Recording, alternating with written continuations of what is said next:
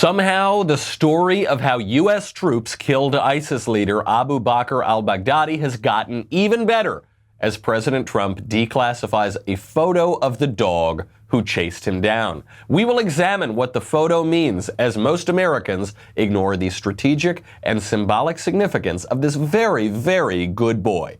Then, Pete Buttigieg eats Kamala Harris's lunch in the 2020 Democratic primary, and it is all Joe Biden's fault. We will take a look at the latest polls. Finally, a leftist admits and defends the lawlessness of the latest impeachment push in the dumbest article on the internet today. All that and more. I'm Michael Knowles, and this is The Michael Knowles Show.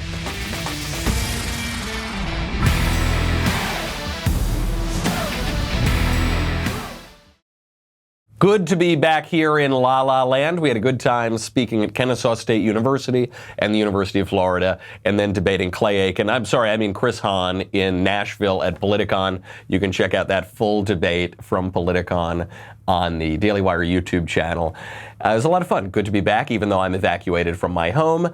Still, I'm having a much better week than ISIS is, because the United States is absolutely obliterating ISIS. We are getting even more good news on that today. We got the news 2 days ago that the president made the decision to go forward with a raid that killed the leader of ISIS, Abu Bakr al-Baghdadi. Now we've got more details on that raid, specifically on one of the dogs who was involved in chasing down Abu Bakr al-Baghdadi. We don't have the name. That has not been declassified by the president, but we do have a picture of him. And what's so great about this picture of the dog is he looks, on the one hand, like a really sleek, absolute killing machine. You know, he's got really lean and looks like he's ready to go. On the other, he looks like a big silly dog with his tongue hanging out, smiling. And I love the idea of him being this really good-natured dog who just happens to love chasing down and eating terrorists. So there's this really like, oh, hey, Dad, hey, can I go chase down that ISIS terrorist today? Huh? Okay, great. You know, and he chases him down into a cave. So this is a terrific way to celebrate. I love Trump's decision to tweet out this pic of the dog, because not only do we have the pic of the dog, I think we've now declassified some video footage of the dog chasing down Abu Bakr al-Baghdadi. Do we have it?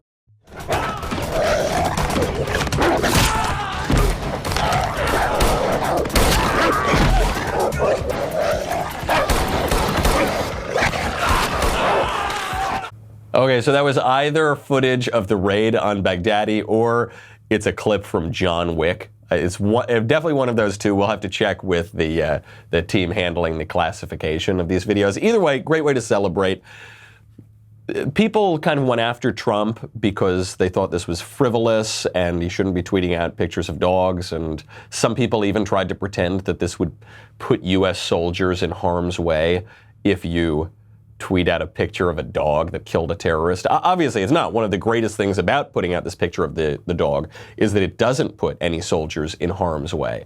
If he tweeted out a picture of the soldiers who went in there and killed Baghdadi, that would put a big target on their backs. But tweeting out the dog is a great way to nod toward the soldiers who did it, but not actually put a soldier in any danger. I like it too because it gives more details on the raid.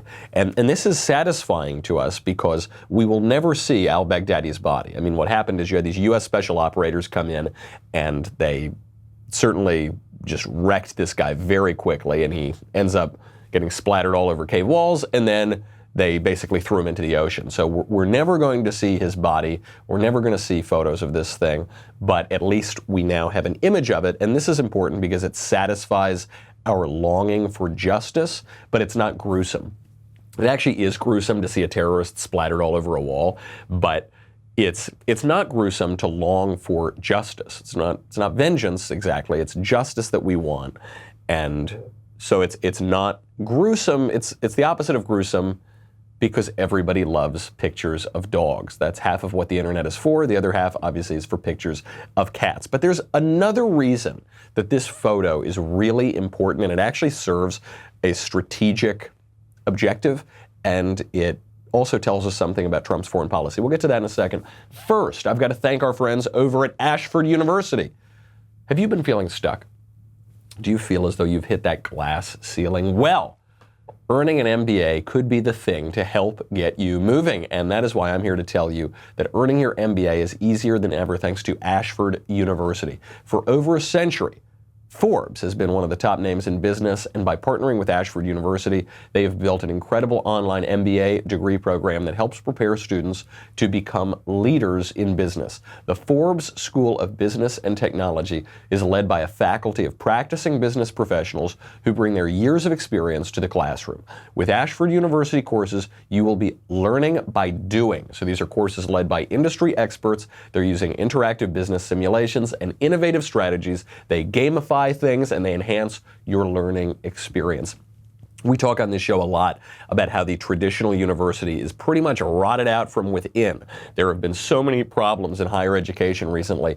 Thankfully, people like Ashford University, groups like Ashford University are coming out and innovating and making that better for you. Ashford University's online MBA program allows you to learn at your own pace. 6-week courses allow you to take one course at a time. And Ashford University, by the way, is fully accredited by the WASC, Senior College and University Commission. It's great. People who are looking for a change should really check this out. You can achieve your master's degree while balancing work and home life. Start earning your master's today. Enroll now by going to ashford.edu/Knowles, K-N-O-W-L-E-S. That's ashford.edu/Knowles, K-N-O-W-L-E-S, to start your master's degree today. ashford.edu/Knowles.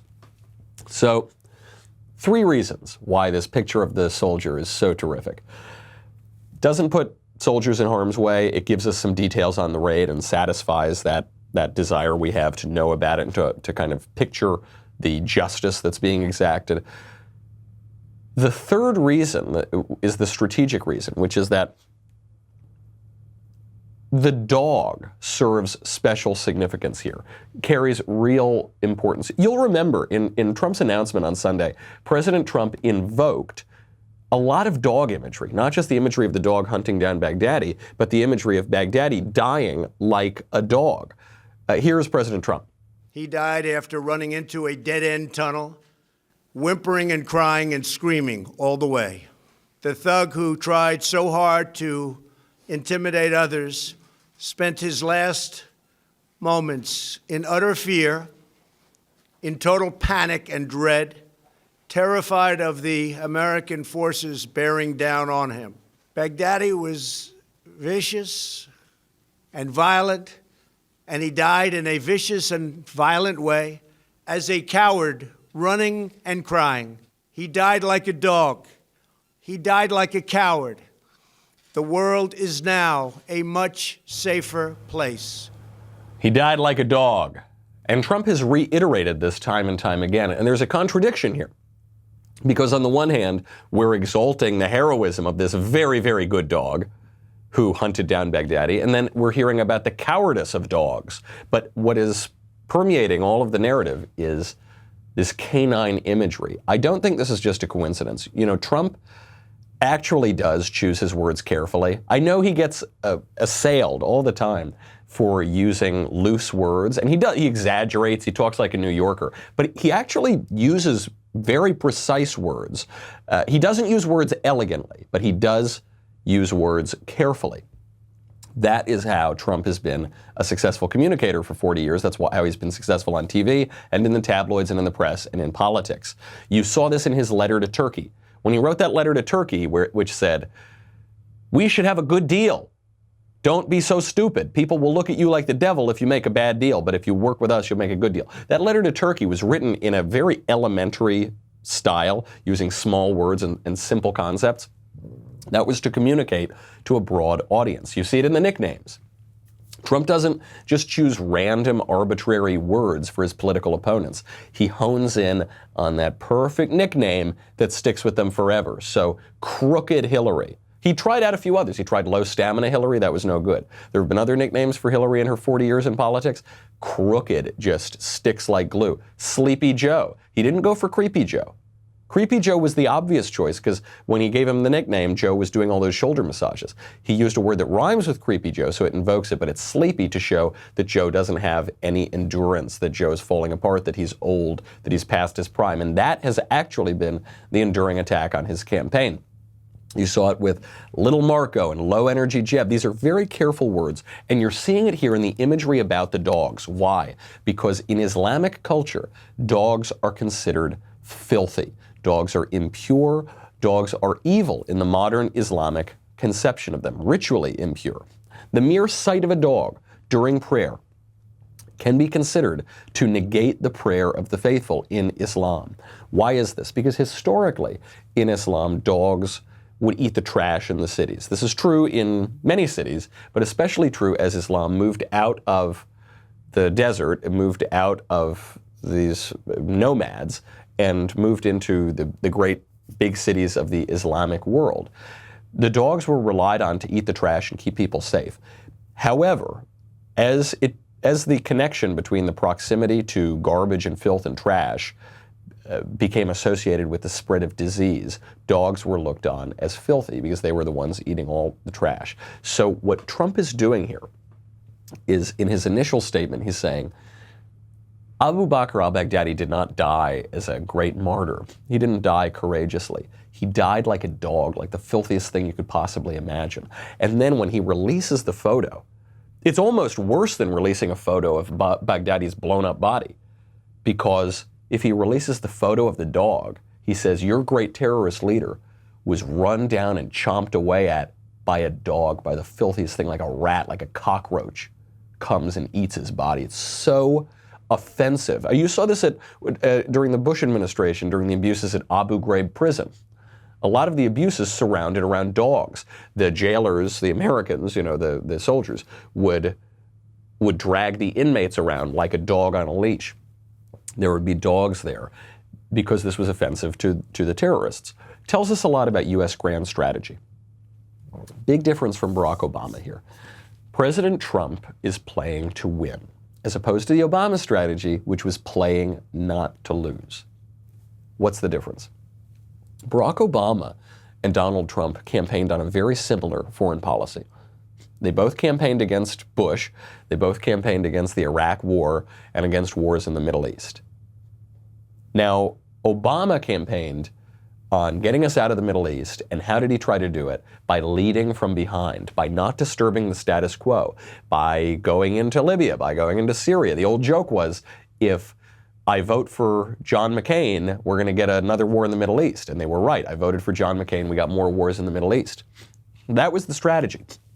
Obama says, I'm going to get us out of the Middle East. Somehow we're more involved at the end of his presidency than before.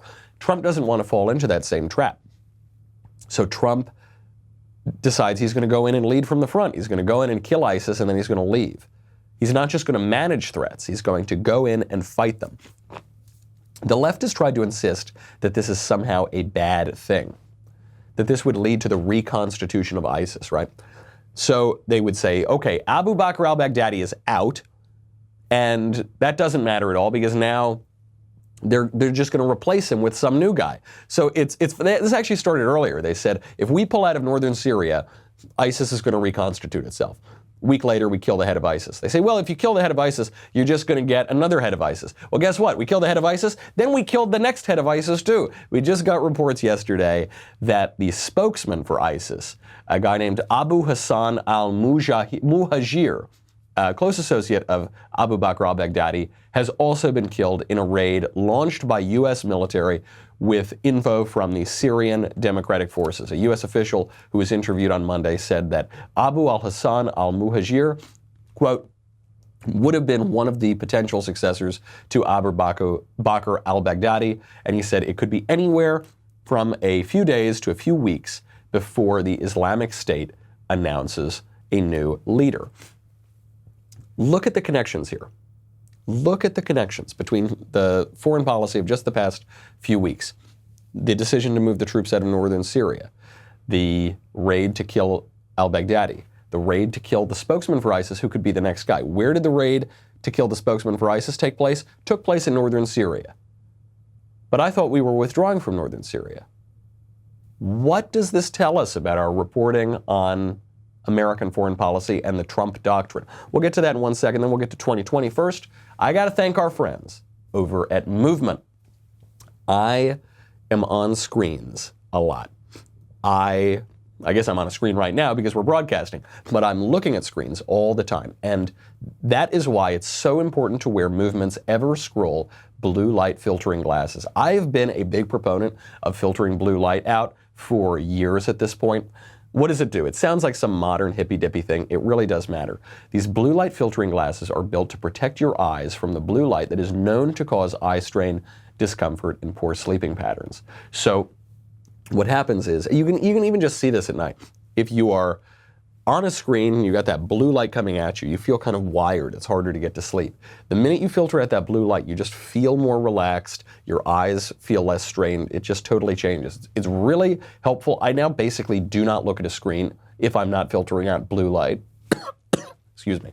And look, for me, I barely sleep anyway, so I really do need these blue light filtering glasses. It helps sleep, it elevates mood, it lowers stress hormones, it improves focus and mental clarity, and it sharpens your vision. The other very important aspect of this for Movement just makes things look cool. All right? I don't want to be a shallow guy, but I do want to look kind of cool. And Movement just has such great style. I always get compliments when I wear Movement products. They're just terrific. The average person spends 7 hours a day in front of a screen, filter out that blue light, and look good while doing it. You can get yours today. Get 15% off with free shipping and free returns by going to mvmt.com/Knowles, Knowles. That is the Movement Ever-Scroll blue light filtering glasses. Protect your eyes and look great while doing it. mvmt.com/Knowles, Knowles. Join the movement.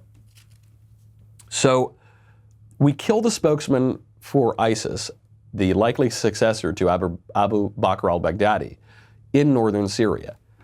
Are we really supposed to believe that the decision to pull out of northern Syria and its timing had nothing to do with these two highly targeted and very well-prepared missions?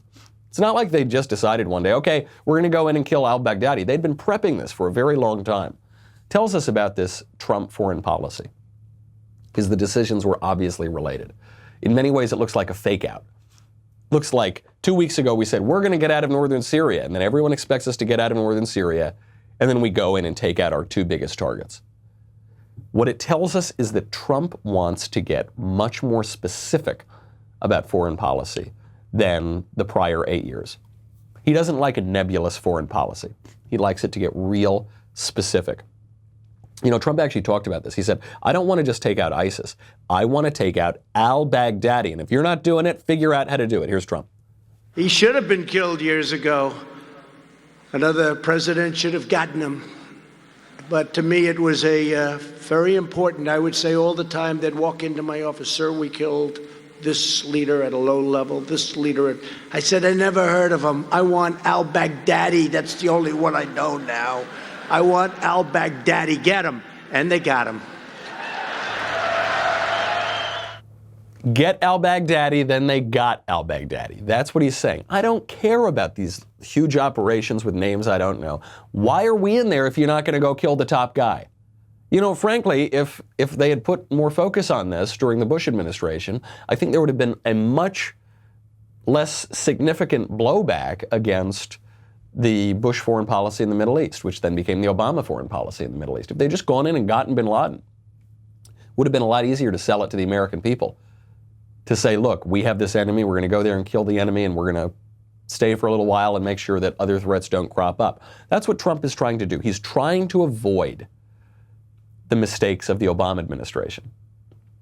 There is virtually nobody who is currently advocating for a Bush administration style democracy in the Middle East foreign policy. So the difference between the left and the right now is the left is more or less supporting the liberal consensus, letting the State Department do whatever they want to do, staying in the Middle East, international liberal world order. The right is saying we need to have specific objectives. If we're going to deploy troops to Syria, we need an objective. You know, we did this raid by using the intel from the Syrian Democratic Forces and then using U.S. military to go in and execute it. But even the Syrian Democratic Forces, I had to remind myself, I said, who are they? Oh, okay, I guess they're our friends in the region, but they're not the Free Syrian Army, which we used to support but no longer support, and they're not the YPG, which are the Kurds, but they're the Kurds that we fought alongside and now we've pulled out and we're not fighting alongside, but they're different than the Iraqi Kurds who we really like. They're very different from the Turkish Kurds who nobody likes. Obviously, that's a very nebulous, complicated situation. We don't have exactly a strategic interest in just maintaining the status quo in the civil war. We do have interests in the region, and we're going to execute on them. This is ruffling a lot of feathers among careerists in D.C., ruffling a lot of feathers among careerists, specifically at the State Department. There are three kinds of people in Washington, D.C. There's the talent. Those are the elected guys. There are the appointed people who come and go with the talent, and then there's the bureaucracy. Guess who has the power? Guess who's going to be there the longest? The talent comes and goes. The appointees come and go even faster. It's those careerists, the career guys in the State Department, not just the State Department, but at every level of the federal government. They are going to be there so they can outweight the people who come and are elected and then are voted out of office. They can outweight the appointed people who were set to run those departments. They will be there forever, and they have a vision of what U.S. foreign policy is going to be, and they are going to push back against the electeds who come in and want to change it. Well, Trump is pushing back even harder against that. He's getting really specific. When Obama killed Osama bin Laden, when he made that decision for that raid, there were no photos. There was no imagery. We didn't get a whole lot of details. There are some movies, Zero Dark 30, that sort of thing. But we don't really know a whole lot about it. When Trump made the decision to get Baghdadi, he told us a lot about it. Now we have Zero Dark 30. Now we know about this dog. Now we know about what it looked like. He got really specific, really personal on operations, on beefs, on solutions. This is no more, we don't want to ruffle feathers, we want to maintain the world order. This is Trump holding up a picture and saying, we chased you down like a dog with a dog because you're filthy, disgusting animals, you ISIS terrorists, and we're going to go in and kill more of you. So don't think that we're maintaining any sort of status quo. And don't think that you can predict what we're going to do. Because the moment you think we're going to leave northern Syria, we're going to turn right around and go right back in and kill your top guy. That specificity is going to rattle norms. Maybe it's a good thing to rattle norms. Speaking of rattling norms, turning from the foreign front into the domestic front. On the 2020 campaign trail, Joe Biden is falling apart. Here's Joe Biden just did an interview with 60 Minutes, trying to resurrect his campaign, trying to prove he's with it. He can barely answer a question. The Democratic Party has had Jack Kennedy, Bill Clinton, Barack Obama. This is your third run for president. Why Joe Biden? Well, because I think, as I said, we need somebody who on day one knows exactly what to do, can command the world stage. No one wonders whether I know a great deal about these issues in foreign policy and domestic policy. They're things I've done. And that might be one of the criticisms, too, that you're offering essentially 4 more years of a Obama-like administration. Well, let me tell you something. I love the fact that all of a sudden the Democratic Party doesn't think Obama was that great a president. I find that fascinating. Some have asked, why hasn't President Obama endorsed you? You guys served together for 8 years. Because I want to earn this on my own. Did he offer to endorse you? No, we didn't even get there. I asked him not to. He said, okay. I think it's better. I think he thinks it's better for me. I have no doubt when I'm the nominee, he'll be out in the campaign trail for me. Look, I'm my own man, but I'm also the extension of Obama, unless you don't like Obama, but it's kind of weird that you don't like Obama, and I didn't want him to endorse, even though I am the extension of him, but he doesn't like me. Where are we again? What's happening? Where am I? Joe Biden falling apart. This is providing a major opportunity to a dark horse presidential candidate, and this is seriously hurting another presidential candidate. We will get to who it is and why. We'll get to the dumbest article on the internet today, but first, I've got to say goodbye to Facebook and YouTube. By the way, if you want to stay up to date, over the past week, I've gone and given 2 speeches and did that debate. Just follow me on Twitter at Michael J. Knowles, spelled, of course, like Beyonce. if you head over there, I'll be posting links to that full debate and some of our YAF speeches over the past week. We got some more speeches coming up in the future. So head on over there. Also go to dailywire.com. $10 a month, $100 for an annual membership. You get me, you get the Andrew Klavan Show, you get the Ben Shapiro Show, you get the Matt Walsh Show. You get to ask questions in the mailbag coming up on Thursday. You get Another Kingdom, the final season and the best season. You get all of that. Plus, you get the Leftist Tears Tumbler. You are going to need that as the Democrats' best hope at taking the White House falls apart. We are going to survive the torrent of leftist tears. As I'm evacuated from my apartment in the California wildfires, the only way that I can stay hydrated at all with all that heat, my leftist tears. Go to dailywire.com. We will be right back with a lot more.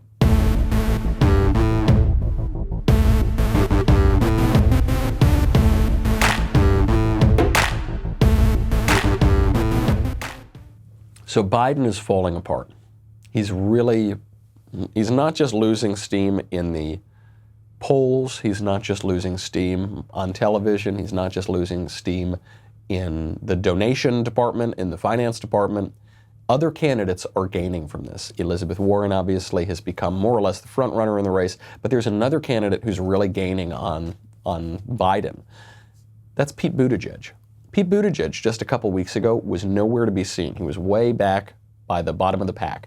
Now, a Suffolk University and USA Today poll has Mayor Pete in third place in Iowa. That is 5 points off of Joe Biden's first place lead at 18%, and that is 4 behind Elizabeth Warren's position at 17%.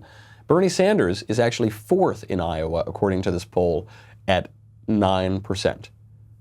Now, that's not the end of it, because there's another poll from ISU and Civics showing Buttigieg in second place with 20%. 20% of people in Iowa saying that Pete Buttigieg is their first choice in the Iowa caucus. But Buttigieg was right behind Warren at 28%, Sanders at 18%, Biden at 12%. Iowa is really going to matter because all these national polls, all of this horse race is going to change the minute you actually have people going to the ballots. The only polls that matter are on Election Day. So you've got Iowa first in the nation. Iowa goes in. There are Democratic strategists and Biden appointees, Biden advisors who are speaking off the record, but it is being reported, who are nervous about a third or fourth place finish in Iowa. Joe Biden's entire campaign is premised on electability. The minute that Joe Biden turns up third or fourth in Iowa, I mean, frankly, even second, his campaign is very likely finished, if it's not even finished before then. But even that, those aren't the only numbers. Buttigieg, Warren, and Bernie Sanders are also leading the pack in cash on hand. Cash on hand right now, all three of them had over 20 million. Sanders has the most cash on hand, 33.7 million. After that is Warren at 25.7. After that is Buttigieg at 23.3. Biden, do you know how much cash on hand he has? 8.9 million. Absolutely brutal. Way back in the bottom of the pack. He's got well less than half of the cash on hand that Buttigieg has. Nearly a third. Really bad news for Biden, because Biden is also burning cash at a very fast rate. It's not sustainable. So Buttigieg, who is kind of going around in the wind, initially he was the moderate candidate, then he ran to the left. Now he sees that as Biden falls apart, his lane is going to be the moderate lane, so he's going moderate again. He is shooting up through the roof. What this means is there's not a whole lot of room for Kamala Harris. Kamala Harris, she bragged on TV recently. She said, I'm a top-tier candidate. She's not. She could have been a top-tier candidate. She's approached top-tier candidacy, but she just hasn't. Now she's getting desperate, so she's playing the last card she's got. She's playing the race and gender card. I have also started to perhaps be more candid, talking about what I describe and what I believe to be the elephant in the room about my campaign. What is that? Electability. What do you mean? Electability. You know, essentially, is America ready for a woman and a woman of color to be president of the United States? America was ready for a black man to be president of the United States. And this conversation happened for him. There is a lack of ability or a difficulty in imagining that someone who we have never seen can do a job that has been done, 45 times by someone who is not that person. This is so pathetic. She has nothing left, so she's playing this cheap argument. There's nothing to the argument. America has already elected a black president twice. America nearly elected a woman president last time. The female candidate got more votes than the male candidate. She just never heard of Wisconsin and couldn't point it out on a map, so she lost the presidency. America is perfectly ready for people on the basis of race or sex. They're just not ready for Kamala Harris because she's a terrible candidate. And she's a spineless politician who's not only personally bad on the campaign trail, but is completely unaware of what she stands for, regularly lies about seemingly trivial aspects of her biography, and she can't get the Democratic nomination because she spent years throwing people in prison. That's why. They're ready for black people. They're ready for women. They're just not ready for Kamala Harris because nobody wants her to be president. That's it. That's what it's all about. She was a really good candidate on paper, and then she opened her mouth. And she's a bad candidate in person, and she's coming to grips with this reality. That is going to leave her without really much of a lane. Right? We're still seeing the lanes shape out.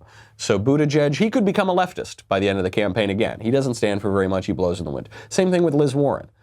Is she going to go for Biden's voters? Is she going to go for Bernie's voters? Is she going to be the hardcore class warrior? Or is she going to be the moderate Harvard professor? But both of them have some real political skills. Kamala Harris doesn't quite have that yet. And so she's falling apart. This is not yet a totally ossified three-way race. People have said the race is over, it's going to be Warren. The race is over, it's going to be... It's not. We don't know who it's going to be because Democrats are dissatisfied with the choices. By the way, if Kamala Harris is saying America isn't ready for a black woman president, Kamala, you're not running in the general election yet. You're not trying to convince America, you're trying to convince Democrats. So what you're really saying is Democrats are not ready for a black woman president. Now, I don't think that's true, but that's the argument she's not making. That would be the honest argument, but she can't even make that because she's just playing a cheap, race-hustling, sex-hustling political trick. Another note on all of this, on this disingenuous sort of politics. At Politicon over the weekend, the idea of Politicon is you're going to get both sides together and they're going to talk to each other. So you've got these people on the left, you got these people on the right. And I'm all for that. I'm happy to talk to just about anybody and we can have an honest debate. And doesn't mean I'm going to be really sweet and nice and conciliatory and give up whole premises. I'm not going to do that, but I'll at least try to have a nice sense of humor about it and be amiable and polite about it. The left can't do it. The left doesn't know how to do it. They pay a lot of lip service to it. But then when it comes down to brass tacks, they really seem not to like half of their countrymen. One of the best events of the weekend, unfortunately I wasn't able to go, was James Comey, former FBI director, universally reviled man, absolutely pompous and a creature of the swamp in Washington, and so unbelievably self-important and really violated norms and laws in his efforts to get Hillary Clinton elected president, which ended up backfiring and probably helped Donald Trump even more. James Comey, he comes out and he says, look, we have a lot in common, we've got to come together. It's this really conciliatory sort of tone that he strikes. We have something in common. And I said it when I sat here with the first question you asked. We have a set of values that are at the core of this country that hold this place together. I try to explain to kids something that most of you know. We shouldn't exist. We don't have the normal human glue that holds this country together. We don't have common ancestry, common language, common faith. We have nothing in common except a set of values. That's the glue in the United States of America that holds Republicans, Democrats, and independents together. Well, that's not quite true. I like what he's trying to do here. He's trying to say we need to come together and like each other more. And the only thing we have in common is a set of values. That was once true. We did used to share, in many ways, a set of values. And we shared some fundamental institutions and we shared a culture. That's not really true anymore. When you have major entertainers, major sports figures, major leftist politicians actually disrespecting the American flag itself, we don't have shared values. We don't. The most basic value we could share is a love of country and a respect for our country.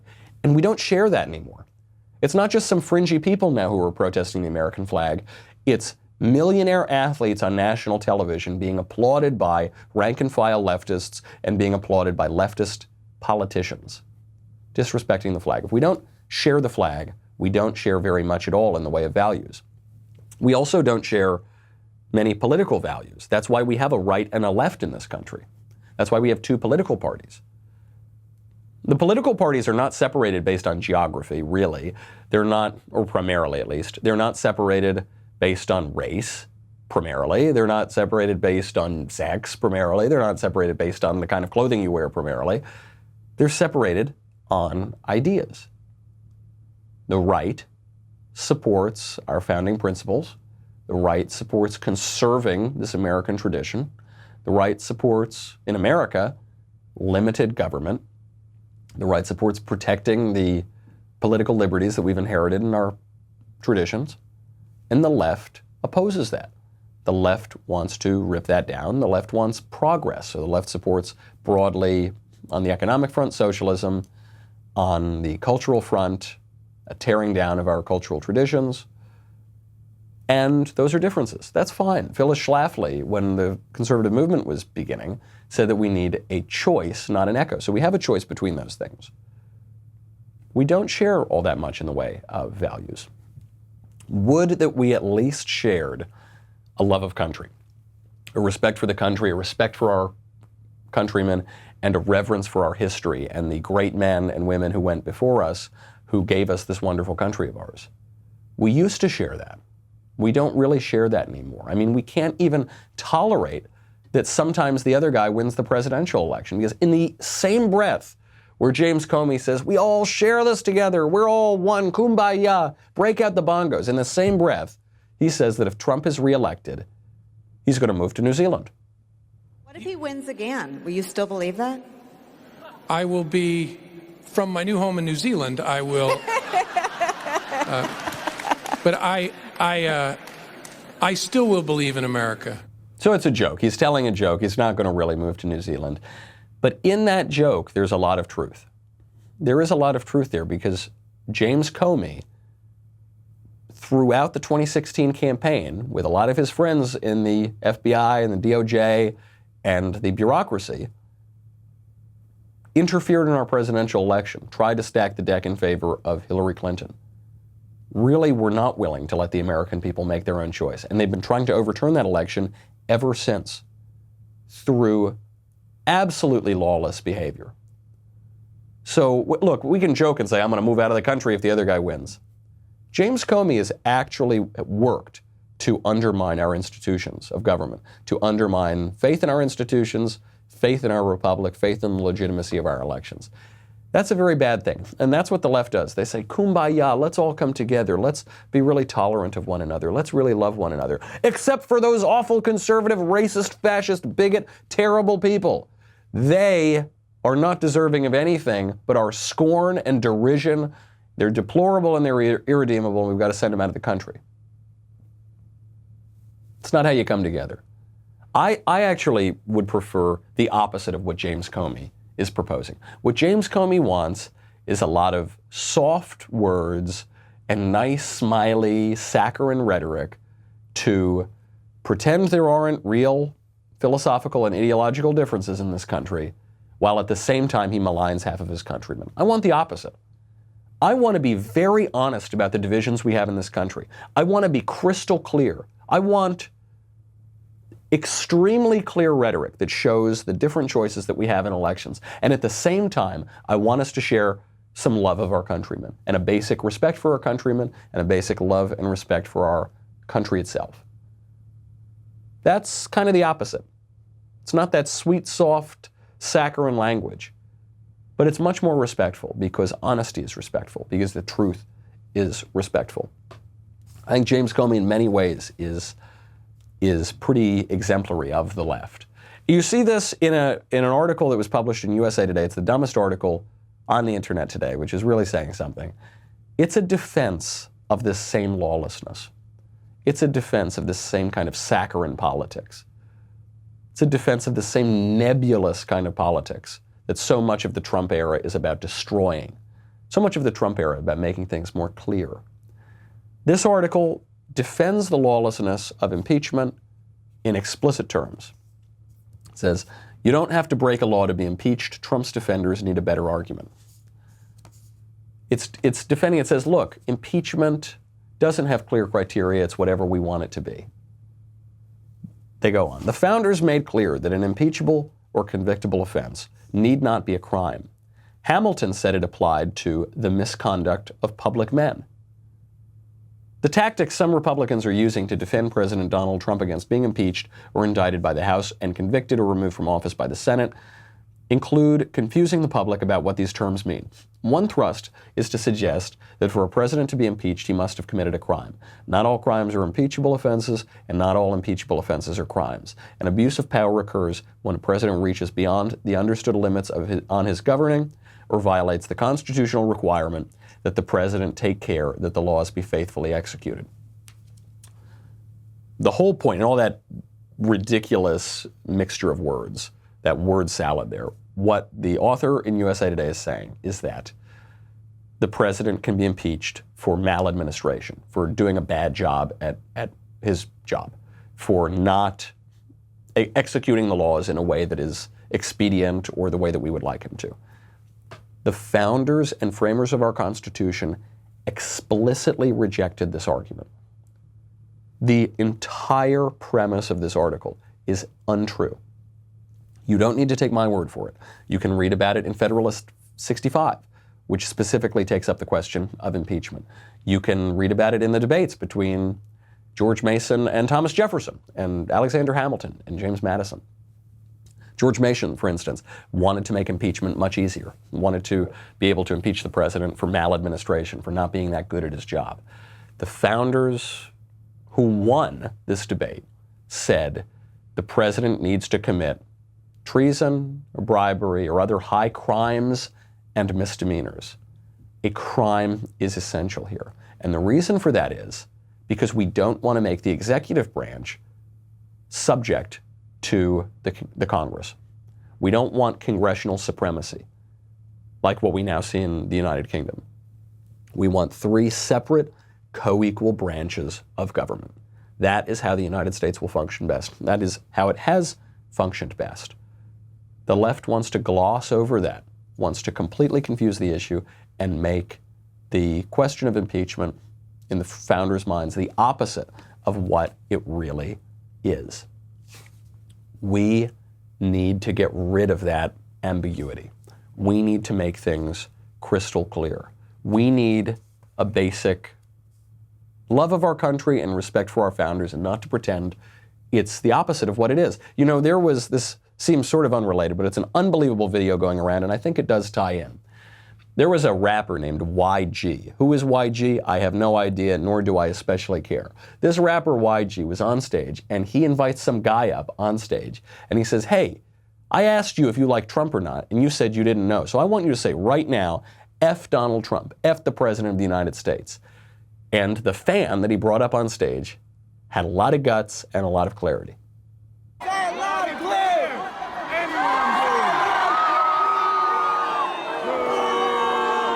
Hold on, man. I don't know if I want to shake your hand yet, man. Hold on. Hey, listen. I spotted you out in the crowd. I asked you if you with Donald Trump. You said you don't know. So since you don't know, I need you to make up your mind tonight. I need you to say your name. I want you to state your name because I know your mama, your daddy, your grandmama, your grandfather is watching. I want you to state your name and yell out Donald Trump. No, you won't. Get his ass out of here. Get him out the stage. You won't say F the President of the United States. Imagine, by the way, imagine if this were a country music concert and the country music star calls up some fan out of the audience and says, hey, I asked you if you like Barack Obama and you said you didn't know. I want you to say right now on stage, F Barack Obama. Could you imagine the headlines that would get? Of course, it'd be insane.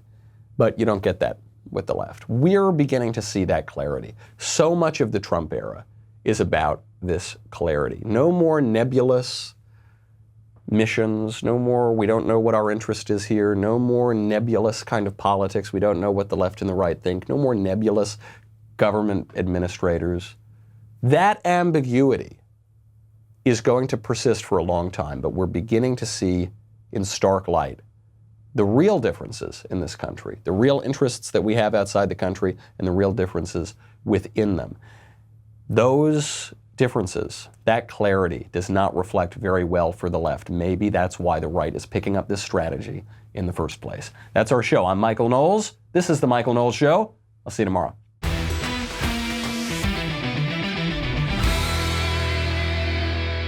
The Michael Knowles Show is produced by Rebecca Dobkowitz and directed by Mike Joyner. Executive producer, Jeremy Boring. Senior producer, Jonathan Hay.